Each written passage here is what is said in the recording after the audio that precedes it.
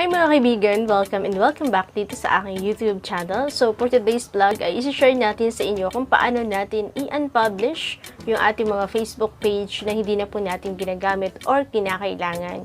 So kung gusto mong matutunan ng ating tutorial, tapusin mo lang ang video na ito para malaman mo step by step ang ating ituturo sa inyo.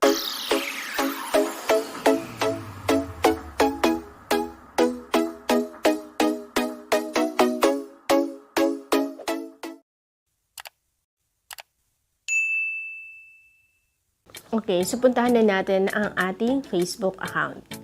So, open natin yung Facebook natin. Ito, open natin.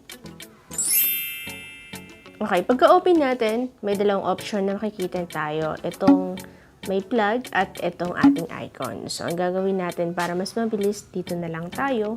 And i-click natin yung ating Facebook page.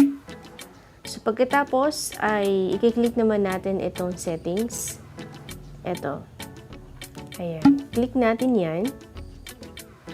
And then, i-click naman natin itong general. So, i-click po natin yan. Pagkatapos dito, ay scroll down lang po natin pababa.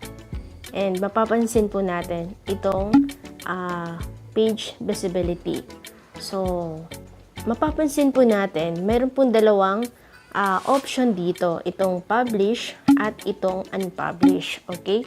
So, kapag i-click natin itong unpublish, ibig sabihin, hindi na po yan makikita ng inyong mga followers, ng inyong likers, ang inyong Facebook page, 'di ba? So, yun naman yung purpose natin kasi according doon sa title natin, paano ba natin i-unpublish yung ating Facebook page na hindi na natin ginagamit. So, ang gagawin lang ninyo ay i-click nyo lang yan. So, mapapansin natin, naglipat dito yung kulay blue. So, dyan na nakalagay yung check sa unpublish. So, ganun lang po siya kadali. And then, after that, balik na kayo doon sa inyong home ng Facebook ninyo at hindi na po makikita yung inyong Facebook page. Okay? So, pero yung sa atin ay i-publish lang po natin. Okay? So, kasi ginagamit natin yan. So, yun lang po and marami pong salamat.